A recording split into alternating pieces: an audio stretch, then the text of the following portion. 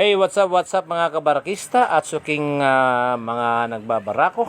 So, ito po yung aking munting na imbento na espresso machine para po sa gas tube o sa uling.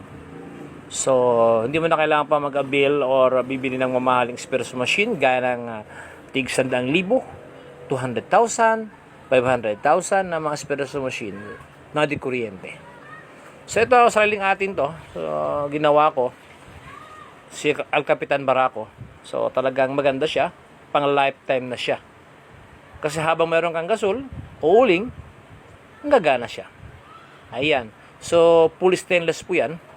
So ito ang espresso machine na nagawa ko is maganda po ito sa mga outdoor. Outdoor siya, gaya ng sa kalsada. So gamit siya. So ito. Ang kaibahan nito kasi stainless siya lahat. So siguro ang hinto lang ito pag nawalan ng gasol. Kasi bibili ka pa ng espresso machine na mamahalin, tig 100,000. So kung ako ang masusunod, mas piliin ko yung sariling atin na produkto. Yan, sa espresso machine. So kasi ako kasi bilang coffee lover, talagang gusto kong mag-coffee isang araw kung hindi makapagkape. Boring ang buhay ko. So yan, kaya ito na invento ko, espresso machine na di gas stove, abdi uling. Huwag lang di kahoy, kasi pag kahoy kasi mangingitim yung espresso machine nito. Kaya taga di kuryente, di gasol, at saka o di kuryente man, electric stove or moron gasol. Mas maganda. Ito ay pang outdoor to siya. So, pwede mo dalhin sa labas hanggang magtinda. So, yan.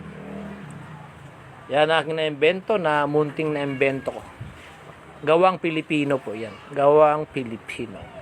Ako pa ang una nakagawa niyan dito sa Pilipinas. Okay?